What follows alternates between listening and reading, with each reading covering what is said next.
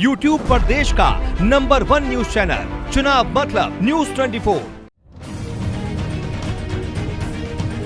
शाहजहांपुर के वरिष्ठ कांग्रेसी नेता जितेंद्र प्रसाद की विरासत, उनकी 124 साल पुरानी मशहूर कोठी यूपी विधानसभा चुनाव के बीच राजनीतिक रस्साकसी के मैदान में बदल चुकी है। कभी कांग्रेस के अध्यक्ष पद के दावेदार रहे जितेंद्र प्रसाद की कोठी एक जमाने में इलाकाई राजनीति का केंद्र हुआ करती थी और यहीं से चुनाव की रणनीतियां बना करती थी। लेकिन वक्त बदलने के साथ उनके वारिसों की राजनीतिक आस्था बदल गई और 16 एकड़ क्षेत्र में बनी 124 साल पुरानी इस कोठी में दो पाले खिंच गए।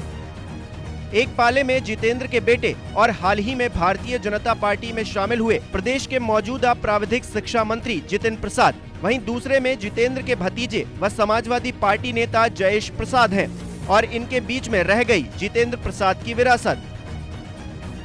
कांग्रेस की सरकार में केंद्रीय मंत्री रहे जितेंद्र प्रसाद की बात करें तो कुछ दिनों पहले अपनी चुनावी सभाओं में खास तौर पर ब्राह्मण मतदाताओं से जितेंद्र प्रसाद अपनी इज्जत की दुहाई देते नजर आए थे।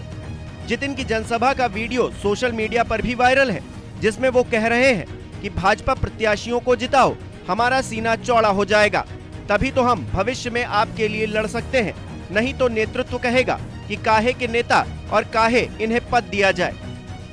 रिकॉर्ड मतों से मानवेंद्र सिंह जी को जिताना है और संदेश देना है, तभी तो हमारा भी सम्मान हो। वरना लोग कहेंगे जितेंद्र प्रसाद के आने से फायदा क्या हुआ, हम भी शक्ल दिखाने लायक नहीं होंगे। मुझे नहीं चाहिए ऐसे पद जब मैं उसका नेतृत्व के सामने उसका सही वो न दिखा सकूं, असर क्या था।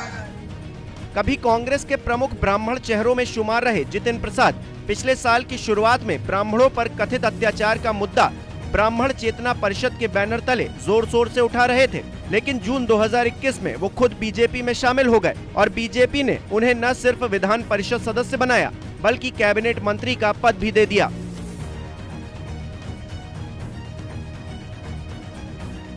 वहीं दूसरी तरफ जितिन के चचेरे भाई जयेश प्रसाद समाजवादी पार्टी के लिए वोट की मांग कर रहे हैं। जयेश का कहना है कि जितेंद्र प्रसाद की विरासत शाहजहांपुर की जनता तय करेगी, जिसको वो समर्थन देगी विरासत उसी की होगी।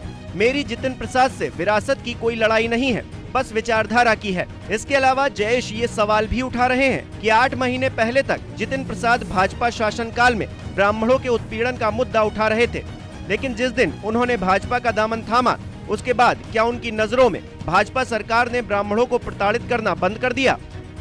जयेश प्रसाद ने दावा किया कि ब्राह्मणों के 1000 से ज्यादा ऐसे परिवार हैं जिन्हें बेवजह प्रताड़ित किया गया। हमारे पड़ोसी जिले में अनुपम दुबे बहुत ही प्रतिष्ठित व्यक्ति थे, उनको प्रताड़ित किया गया, वो अब भी शायद जेल में हैं।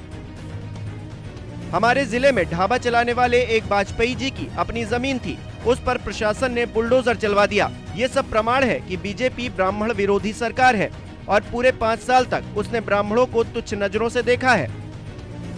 उन्होंने विश्वास जताया कि शाहजहांपुर की सभी 6 विधानसभा सीटें समाजवादी पार्टी ही जीतेगी। बहरहाल जीत किसे मिलेगी ये फैसला तो जनता ही करेगी और ये फैसला भी कि जितेंद्र प्रसाद की विरासत का भविष्य किसके हाथों में होगा।